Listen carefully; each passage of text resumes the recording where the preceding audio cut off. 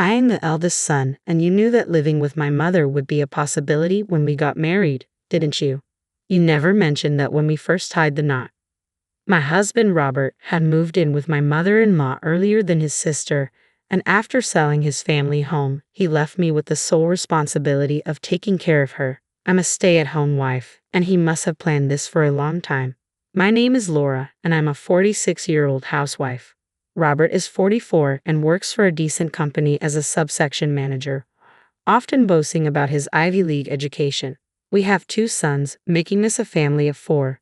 But now, with our youngest son having graduated from college this summer and moved out, my husband has started acting on his own.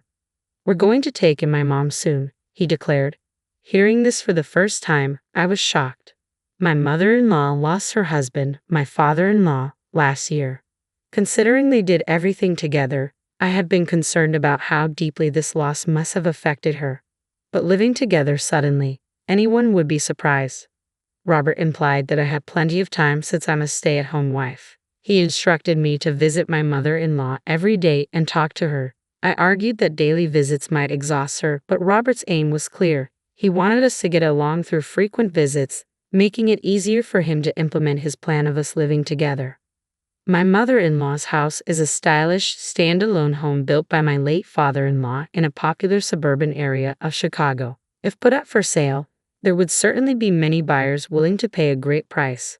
Robert had his eyes on this house. By living with my mother-in-law, he wanted to gain the right to do whatever he pleased with it. A few days later, Robert came home looking irritated. Apparently, his sister had contacted him. "You have been visiting my mom, haven't you?" he said, roughly throwing his coat at me.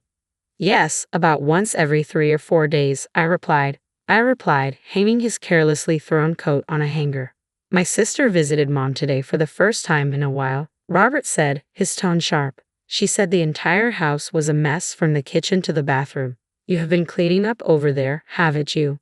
I was irritated by his insinuation that I might be lounging around and snacking while visiting my mother-in-law. "Of course I've been helping with the chores and shopping. I've even organized the fridge before leaving," I said, trying to keep my composure. Robert laughed scornfully. "Well, I guess this is the most I can expect from a housewife," he said, glancing around the living room. It hadn't been long since our youngest son moved out, so the room wasn't spotless, but it was far from being messy enough to disrupt our daily lives. Robert has a nasty habit of nagging me about being a full-time housewife whenever he's in a bad mood. He always picks on the smallest things. If I stay silent, he assumes he's won the argument and his mood improves as he believes he's triumphed. I often wonder if belittling me is really that satisfying for him. When he comes home tired from work, he demands, "Get my dinner out on the table already." Seriously, can't you do anything without me telling you? This was typical of Robert, always trying to assert his dominance. One day, I received a call from my sister-in-law. She had apparently had a conversation with Robert and told me, "Robert insists that if he moves in with Mom, he should be able to sell the house and keep all the money for himself." "Laura, are you planning to move in?" She offered to take our mother-in-law, and if I had any hesitations about living with her, I told her we had just started discussing the possibility recently. She responded as if she had her own schemes in mind. "So it's not confirmed yet then," and hung up. When I told Robert about this conversation, he became furious. "Why did you reveal our plans without asking me?" he barked. I replied, "This is about discussing our mother's future, isn't it? You make it sound like a property dispute." He gave me a scornful look and sneered, "I really hate dealing with idiots who can't think straight." This is the real dynamic of our relationship.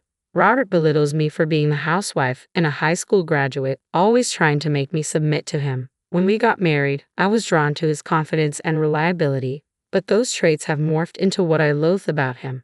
What's worse, he occasionally boasts about marrying an older woman, mocking me for being 2 years older and not having a college degree. He pushed me into being a housewife, claiming no one would want to hire a high school graduate. Ever since our children moved out, I've been feeling more and more stress about my interactions with Robert. To be honest, I feel like I've reached my limit with this marriage. Robert, oblivious to my feelings, likely wants to move in with his mother as soon as possible, probably aiming to pocket all the money from selling her house. He doesn't seem to consider how his parents might feel about their home being sold or the memories they've built there. Amid these conflicting family interests, I encountered a shocking reality. It began with a call from my mother-in-law, who had sprained her ankle. She said her room was a mess and needed help cleaning it up. Although several days had passed since my sister-in-law's last visit, I figured that's what she was talking about the other day, so I responded lightly, "Sure, I'll come over." It didn't seem like she had informed Robert, but she assured me I didn't need to let him know either. So I visited her the following day with a light heart. I rang my mother-in-law's doorbell and heard her shout, "It's open," from the yard. I turned the knob and stepped inside. An unpleasant odor was immediately noticeable. Dust had accumulated in the corners of the corridor, and towels and discarded socks were scattered around. The stench grew stronger as I entered the living room, where a stack of cushions was piled on the sofa. "Mom, are you here?" I murmured, wondering if she had gone somewhere. Then I heard, "I'm here," and followed the voice. I found my mother-in-law buried in the cushions on the couch, which seemed to be adjusted for comfort. The cushions were piled so high that I hadn't noticed her at first. "Excuse me, Mom, are you all right?" I called out as I approached her. The peculiar smell grew stronger. Trying not to gag from the smell, I searched for its source. "I'm okay. I just piled up the cushions because it's comfortable." She laughed heartily. I realized the source of the smell was my mother-in-law herself. With all my might, I tried not to pinch my nose and asked, "How's your leg? Were you unable to bathe because it was inconvenient?" She replied, Yes, about that. I healed quickly, but after a few days of not bathing due to the pain, I couldn't be bothered to take a shower." "Do I smell?" I refrained from answering directly and said, "I will clean up," then proceeded to open all the windows in the house. My mother-in-law certainly needed a thorough bath. Thinking this, I headed to the bathroom. The bathtub was filled with some water and left as is, with a lid half submerged. Soap scraps and towels were muddy in the wash basin, and the mirror was foggy and dirty. I couldn't remember the last time it had been cleaned. I wondered if my sister-in-law hadn't visited recently. How could this place be neglected for so long? For now, I cleaned the bathroom, filled the tub with fresh water, added some lemon bath salts for fragrance, and told my mother-in-law, "I've just cleaned the bathroom and prepared a bath for you. Please take a bath first. Meanwhile, I'll air out these cushions." The kitchen was in an appalling state, but the rest of the rooms only had a few layers of accumulated dust. The kitchen, however, looked as though roaches might be lurking around. Bracing myself, I cleaned it until it was spotless. "That was refreshing," my mother-in-law said as she returned to the living room, her cheeks flushed like a boiled lobster, glowing from having days of built-up grime washed off. Because I had been cleaning like crazy, the living room and kitchen were mostly tidied up, and she was very pleased with the result. Finally, in the clean living room, I asked her, "Mom, you were always so tidy and organized. What happened all of a sudden?" Ever since I got married, my mother-in-law had always been neat and her house was well maintained. It was surprising to see her place in such a state, to the point where she needed to call for help. She sighed and said, "Did you notice that I just used my injured foot as an excuse? I've been living with my husband for decades, doing my best as a wife and mother. But last year, after my husband passed away, I felt a sudden sense of freedom." Her children were already independent and married. With her husband no longer with her, she wanted to slack off and do nothing for once. She continued, "I also know that the kids want to sell this house, and it could escalate into a nasty fight over it. But I have an idea."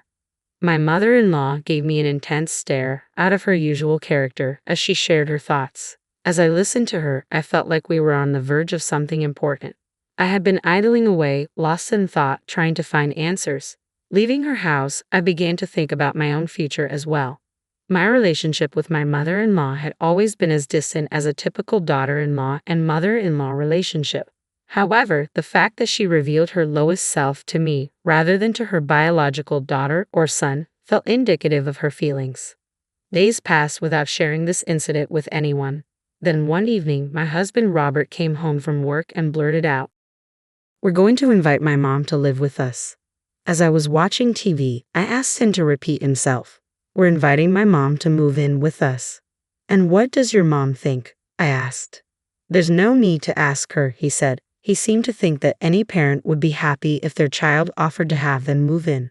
"You should check with your mom first instead of just making decisions on your own," I suggested. In response, he smirked and turned around. What a high and mighty thing to say for a stay-at-home wife. Don't forget, if you can't obey what I say, divorce is always on the table.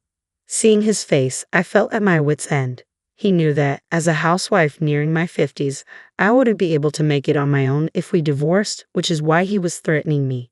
He was attempting to stir up my anxiety and manipulate me at his will. But I had an unexpected savior, and unbeknownst to my husband, my life was about to take a dramatic turn. I ignored his provocative comment, finished dinner, and went to bed. My husband, feeling that he had completely cornered me with his divorce threat, was in a good mood. He was probably thinking of inviting his mother as planned, sweet-talking her into selling her house, and pocketing all the money for himself. The next morning, however, everything changed. I packed my belongings and left the house. When Robert came home to find an empty house, he seemed startled and began calling me incessantly. I read his incoming messages without responding, just to ensure he wouldn't cause any trouble by reporting me to the police. One of his messages read, "Are you so against living with my mom? But if we live together, that house will be ours. Don't you see how great that would be?" My suspicion was right. His interest wasn't in staying with his aging mother to support her, but rather in profiting off her house. I shared this with my mother-in-law. She looked a little sad, and it pained me a bit, but she seemed determined and said she would act according to her feelings. Yes, the place I went after leaving my husband was my mother-in-law's house. I took on a job and used her place as my base. Robert, growing anxious since I wasn't responding, blew up my phone with calls and texts. After a week, he contacted my family in Nebraska, and I got a call from my mom. "Laura, where are you? Robert claims that you're with us. He even said he's going to come get you, even though I told him you're not here." I explained the situation to my mother and informed her that I was currently staying at my in-laws' house. My mother-in-law then took the phone, offering a long greeting. For some reason, my mother gave me a word of encouragement, wishing me the best of luck. Eventually, my mother-in-law said, "It's about time," and that night she called my husband. Robert was surprised to learn from his own mother that I was not at my parents' house and immediately came over. "Leaving the house so abruptly, I had no idea you were at Mom's. What's this about?" Robert blurted out the moment he saw me. Before I could even answer, my mother-in-law spoke up. "More than that, do you even understand why Laura left home?" Taken aback by her sudden question, Robert awkwardly replied, "Well, that was because I said I wanted to invite Mom over. Because she didn't want to live with you, right? Why would I be here if I didn't want to live with my mother-in-law? Ever thought about that? You see, it wasn't the idea of moving in with her that I disliked. What I hated was you making selfish decisions without considering others' feelings." I continued, "My mother-in-law has her own thoughts and hopes, you know. Despite this, you decided on living together without even discussing it with her. You didn't even consider the feelings of your parents when they built this house. You just want this house because you want the money, right?" Robert clenched his fists and hardened his body, looking down as he listened to our conversation. My mother-in-law continued after me, "What do you really need this house for, Robert? Or is it Laura? If you don't change, you'll lose both.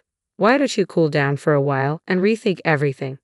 Hearing this from his own mother, Robert, who had been quietly listening, suddenly kneeled to the ground in front of us. I was taken aback and asked, "What's this about?"